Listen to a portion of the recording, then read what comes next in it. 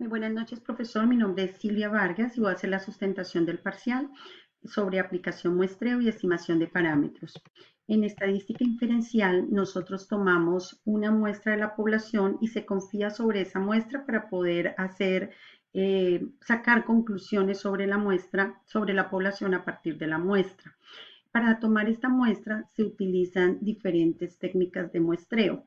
Existe el muestreo probabilístico y el muestreo no probabilístico. Dentro del muestreo probabilístico tenemos el aleatorio simple, el muestreo sistemático, el muestreo estratificado y el muestreo conglomerado, por conglomerados.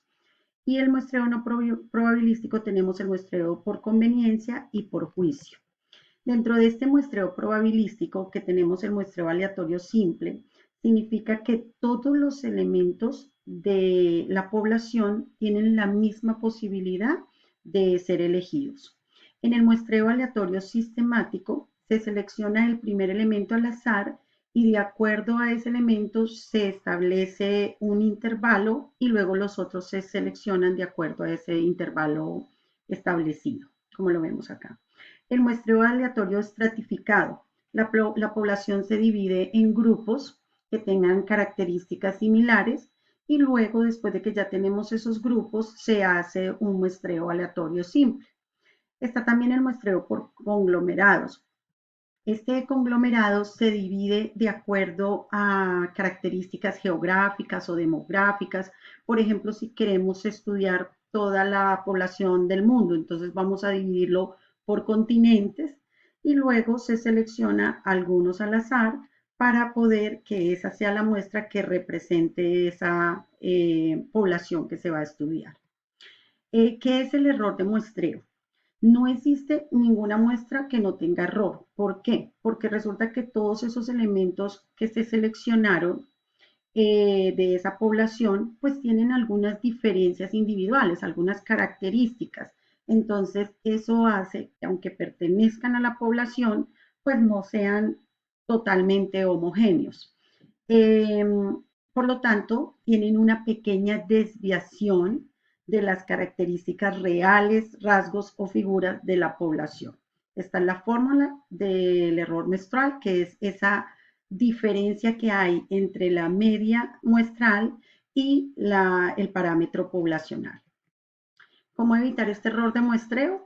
Utilizando un modelo probabilístico adecuado para lo que vamos a analizar, no sesgar la observación y la selección de los datos y utilizar muestras de gran tamaño. Se dice que entre más grande sea la muestra, menor es el error porque más acertado va a estar que contiene ahí el parámetro de la población.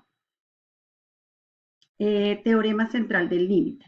El teorema central del límite lo utilizamos cuando tenemos una muestra mayor a 30 y era lo que estaba mencionando anteriormente, que entre más grande sea el tamaño de la muestra, la distribución muestral de medias se aproxima a una distribución normal. Quiere decir esto que menor será esa desviación típica, entonces la media muestral estará más cerca a la media poblacional. Este es el efecto del teorema central del límite, donde vemos la población original, tomamos la muestra pequeña, luego si tomamos una muestra mediana y luego si tomamos una muestra grande, vemos que se va acercando más la información hacia la media.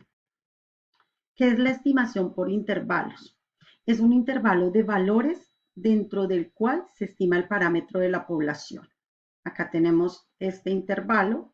Dentro de este intervalo de valores, por ejemplo, aquí hay un intervalo, acá hay otro intervalo, aquí hay otro intervalo, y dentro de ese intervalo de valores existe un grado de confianza, lo hacemos con un grado de confianza y también nos da ese posible error y los intervalos tienen un límite inferior y un límite superior.